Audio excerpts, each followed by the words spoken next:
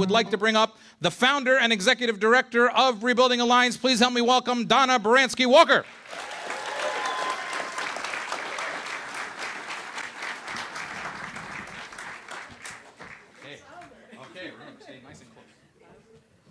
Welcome, everyone. It's so exciting to have you here with us.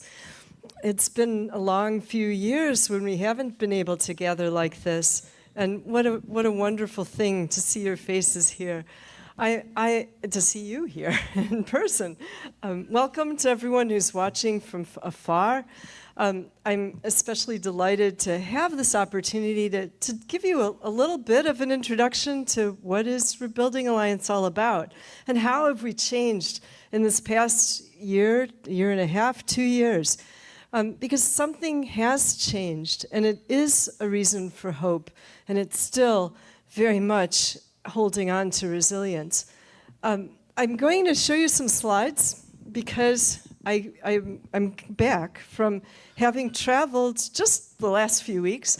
Not only I, but part of my team, Nasreen, who's here. Nasreen, you should stand up. And we were able to bring Nasreen to Palestine. As much of an accomplishment as bringing congressional staff to Palestine. Very exciting that we were able to bring 7 offices to actually see what we see.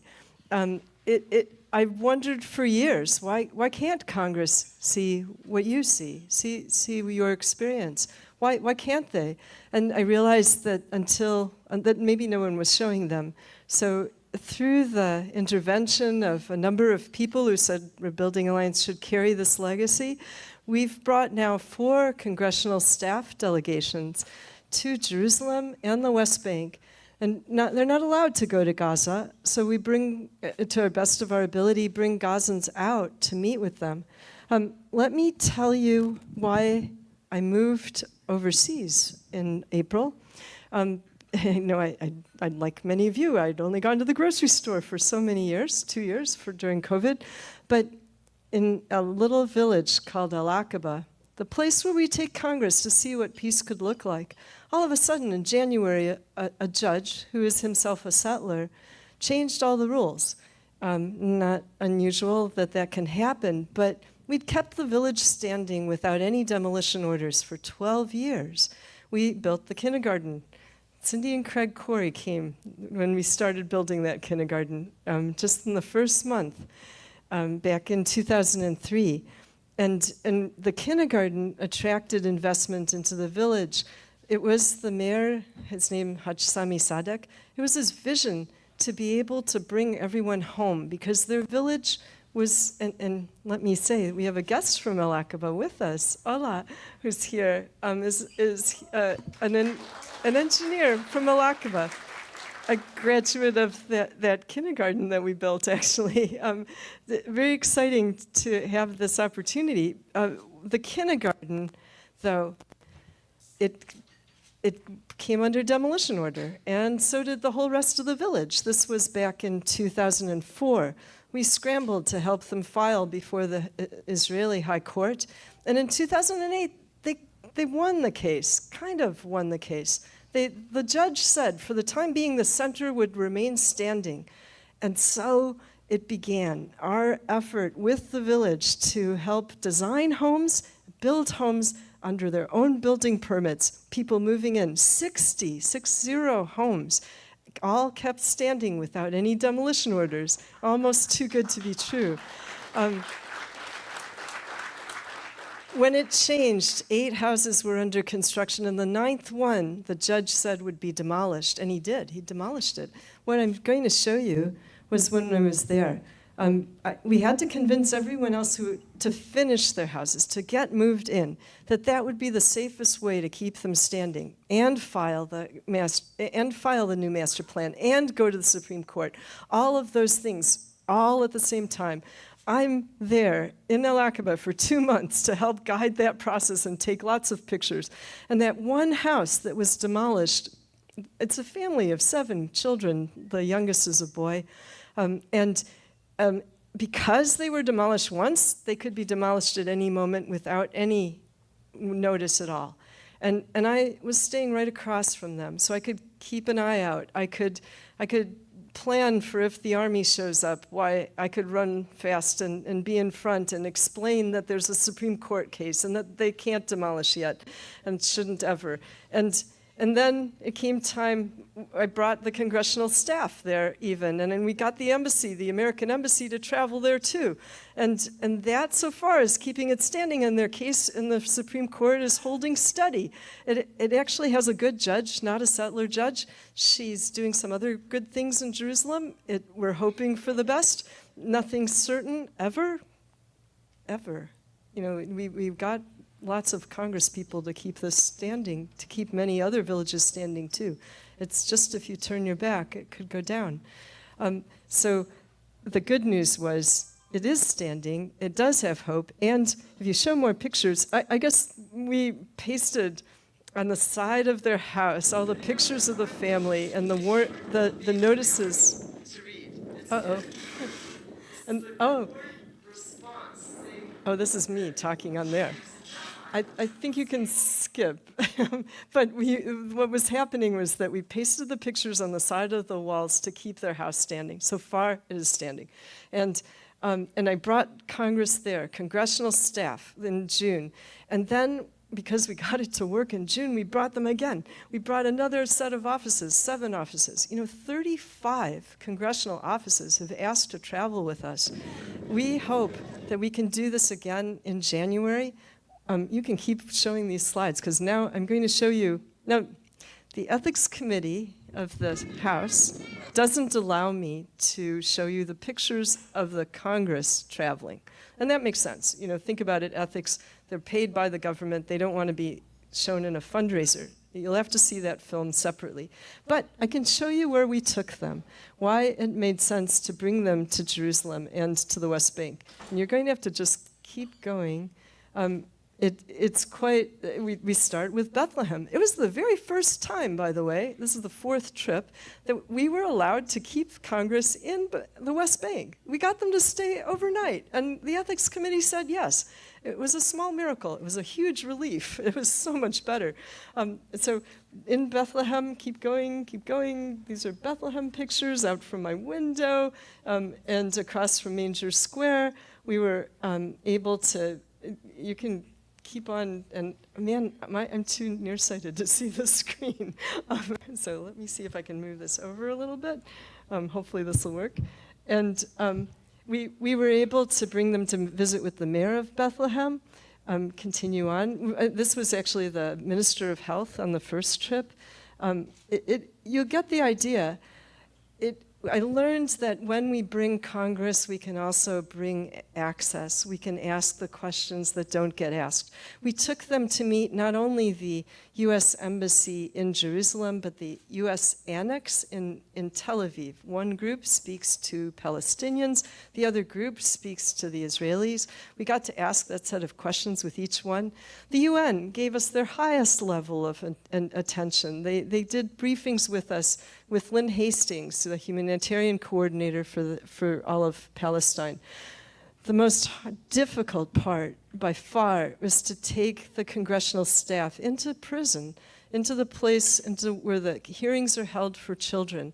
And you can't take pictures there, so I draw. And I'm drawing as fast as I can, because what we were seeing, we were interviewing the moms, the dads outside the hearing rooms, and then we go ahead to the next one, go right into the hearing rooms, and there, the court it's just in a little portable unit. The judge, who might not speak Hebrew even, the judge in our room, one of them was from Brooklyn, and the court proceedings with soldiers and the parents unable to touch their children. Keep going, please. Next slide. Keep going. Just we continued from there. You'll go faster. I only got a few minutes. On to the South Hebron area. We went to Susia. We went to Tawani. Rebuilding Alliances has been able to keep Susia standing because we brought the children from Susia to speak to Congress, and Senator Feinstein hugged them. And from that time on, she's been a tremendous advocate. Her staff will call the Israeli army when there's an issue with keeping a school standing. It's been remarkable. We met with the Salhia family and their plans to rebuild after their house was so violently demolished in Jerusalem. I'm really glad to tell you that their court case will be opening shortly. And with a little bit of help, it'll make all the difference. And we went to Al-Walaja, where our partners, the Holy Land Trust, had helped rebuild like we do. And we met with a family there, keep going, that talked the Congress through. The mom in the family was really important in all of that. This was at the start of my next trip, keep going, and you'll recognize Damascus Gate, the wall, of course, and all the things that have to do with that. This is a councilwoman who's on the Jerusalem City Council who has half a chance. I mean, she does advocate for her neighbors. She does do her best to keep things standing. She's outnumbered, but it was an insightful presentation by far. And keep going. My team, our bus, our transit, our ability to learn and see. On this particular trip, well, it was in June that I came to meet Lena and your father. We came to your house and brought the congressional team, a small team, to express our condolences, and then to ask about next steps and to stay in touch with all of that. This time, with the team, with the congressional staff, we took them to the Al Jazeera office and heard of all that. It began to meet with witnesses to what happened to Shireen. You'll hear more of that soon. A journalist, Yumna Patel, now is the bureau chief for Mondoweiss. She came to meet with us in our congressional team to speak about that whole question of journalist safety. And here in Al Jazeera with the bureau chief as well. And on our way out, because they only get 1 week, it's very, very, very, very fast. We took them to Al-Aqaba, to a house, one of the houses that we finished building, where the family moved in even before they had doors and windows. It was like as fast as you can get in because there's a technicality in the law. And if you're in, you might be able to stay without demolition. Their house this is all of Al-Aqaba, now in the very, very hot summer in the Jordan Valley. Go ahead to the next one. I'm going to get to this one in a second. So in Al-Aqaba, that house, though, too, came under demolition orders. And so that's where the Supreme Court case is engaged. And so far, they're standing. We closed our trip on this one in showing them what we see, with actually going to meet with the Rotary incoming district governor. We have my Rotary mentor here. Also, I'm very pleased that you're here in the room. And I wanted to say, why is this important? He's from Nazareth. He speaks Arabic. He's going to be in charge and the lead as the district governor for all of Israel's Rotary clubs. What a good time to be doing that, because what a crisis time we face. As you know, Rebuilding Alliance has an ability to do good work. We have an ability, maybe you can go to the last 4 slides, an ability to really make a difference in direct aid with food in Gaza, hot meals, with food for children who can't digest protein. We have an ability to make a difference with empowerment, keeping an after-school program going in Gaza, and also programs in the West Bank, the Al-Aqaba Kindergarten, for example, that's the heart of the village.